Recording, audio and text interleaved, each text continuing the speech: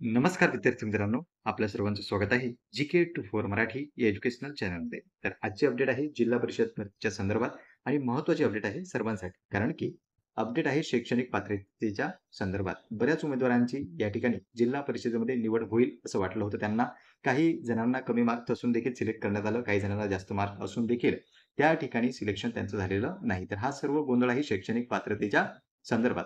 जिल्हा परिषदेने या ठिकाणी काही पदांच्या नियुक्त्या थांबवलेल्या होत्या आणि अंतिम निकाल देखील थांबवलेले होते. त्याचं कारण म्हणजे असं, की शैक्षणिक पात्रतेबाबत विविध जिल्हा परिषदेने शासनाकडे या ठिकाणी सूचना मागवलेल्या होत्या. तर आता शासनाने म्हणजे शासनाच्या विभागाद्वारे या ठिकाणी सूचना देण्यात आल्या. तर काय आहे संपूर्ण अपडेट? कोणती आहे शैक्षणिक पात्रता? तर आपण जाणून घेऊया.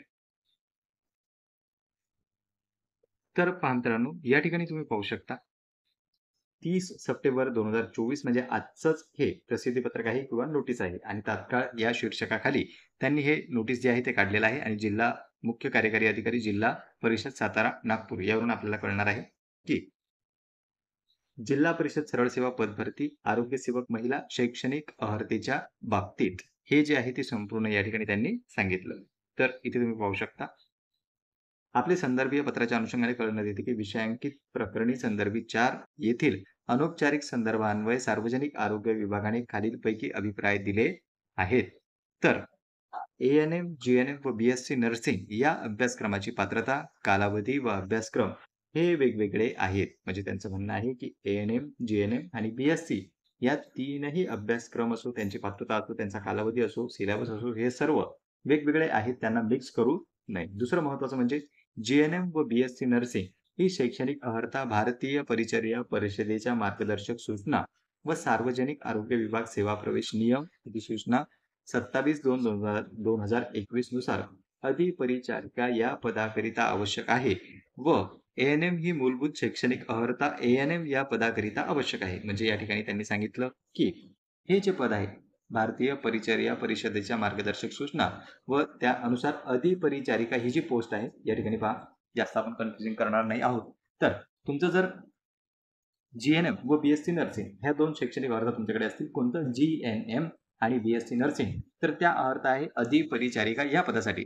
आणि एएनएम ची अर्हता आहे या ठिकाणी पहा एएनएम ती मूलभूत शैक्षणिक अर्हता आहे आणि ती आहे एएनएम या पदाकरिता. म्हणजे त्यांनी यामध्ये डिफरन्स केलेला आहे. बीएससी आणि जीएनएम जी आहे ती अधिपरिचारिका या पदाकरिता आहे आणि एएनएम ही जी मूलभूत शैक्षणिक अर्हता आहे ती एएनएम या पदाकरिता आहे. आता खाली आणखी त्यांनी सांगितलेलं आहे की जीएनएम व बीएससी नर्सिंग ही जरी उच्च शैक्षणिक अर्हता असली तरी ते एएनएमचे कामे जरी करू शकत असले तरीही मानांकनानुसार व सेवा प्रवेश नियम 1967 अनुसार एएनएम पदाची शैक्षणिक अर्हता ठरत नाही. एएनएम पेक्षा बीएससी नर्सिंग किंवा या ठिकाणी जीएनएम ही शैक्षणिक अर्हता जरी उच्च असली तरी देखील ती एएनएमचे कामे जरी करू शकत असले तरी देखील सेवा प्रवेश नियम जो आहे त्या नियमामध्ये एएनएमचाच कॅन्डिडेट त्यांना हवाय. आता पहा खाली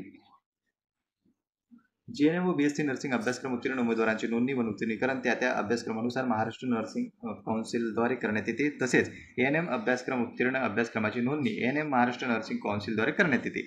दोन्ही अभ्यासक्रमांची नोंदणी स्वतंत्र असल्याने जीएनएम पदाकरिता असलेली नोंदणी एएनएम पदाकरिता ग्राह्य धरण्यात येणार नाही. तर पहा मित्रांनो, हा महत्त्वाचा पॉईंट आहे. ज्यांनी ज्यांनी आरोग्य सेविकेसाठी ज्या काही मुलींनी अर्ज भरलेले होते आणि त्यांना वाटत होतं की आमचं सिलेक्शन व्हावं, तर त्यांच्यासाठी हा महत्त्वाचा पॉईंट या ठिकाणी ठरतो की दोन्हीही अभ्यासक्रम स्वतंत्र आहे आणि दोन्हीही अभ्यासक्रमाची नोंदणी स्वतंत्र आहे. एएनएम आणि जीएनएम हे दोन वेगवेगळे आहेत या ठिकाणी त्यांनी सांगितलेलं आहे. त्यामुळे जीएनएम पदाकरिता असलेली नोंदणी एएनएम करिता पात्र ठरत नाही.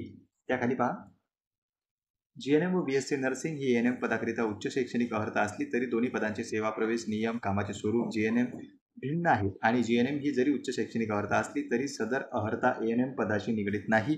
त्यामुळे भारतीय परिचर्या परिषद अभ्यासक्रम एएनएम पदाचे सेवा प्रवेश नियम व संचालक आरोग्य सेवा मुंबई यांचे पत्र आहे नुसार एएनएम शैक्षणिक अर्हताधारक व महाराष्ट्र परिचर्या नोंदणीकृत एएनएम उमेदवार हेच एएनएम पदाकरिता पात्र ठरतील. तरी यानुसार तपासून नियुक्ती प्राधिकारी म्हणून पुढील आवश्यक कार्यवाही करावी ही विनंती. तर या ठिकाणी एएनएम आणि जीएनएम हे सारखे नसून हे दोन्हीही वेगळे आहेत. त्यांचा अभ्यासक्रम देखील वेगळा आहे. त्यांचा नोंदणी जी असते त्यांची ती देखील वेगळी आहे. त्यामुळे एएनएम जी शैक्षणिक अर्हता आहे त्यासाठी एएनएम जे पद आहे त्यामध्ये एएनएम शैक्षणिक अर्हता असलेल्याच उमेदवारांची निवड या ठिकाणी केल्या जाणार आहे आणि जीएनएमचे जे कॅन्डिडेट आहेत ते या ठिकाणी एएनएम पदासाठी पात्र नाहीत किंवा BSc नर्सिंगचे जे कॅन्डिडेट आहेत ते देखील यासाठी पात्र नाहीत, असं या प्रसिद्धीपत्रकातून किंवा या नोटिफिकेशनमधून आपल्याला समजते. तर पहा मित्रांनो, ही होती महत्त्वपूर्ण अपडेट. संपूर्ण प्रसिद्धीपत्रक मी तुम्हाला सांगण्याचा प्रयत्न केलेला आहे. तुमचे आणखी काही डाऊट्स असतील, प्रश्न असतील तरी तुम्ही ते कमेंट सेक्शनमध्ये कमेंट करू शकता. पुन्हा भेटूया अशाच एका नवीन अपडेटसोबत. धन्यवाद.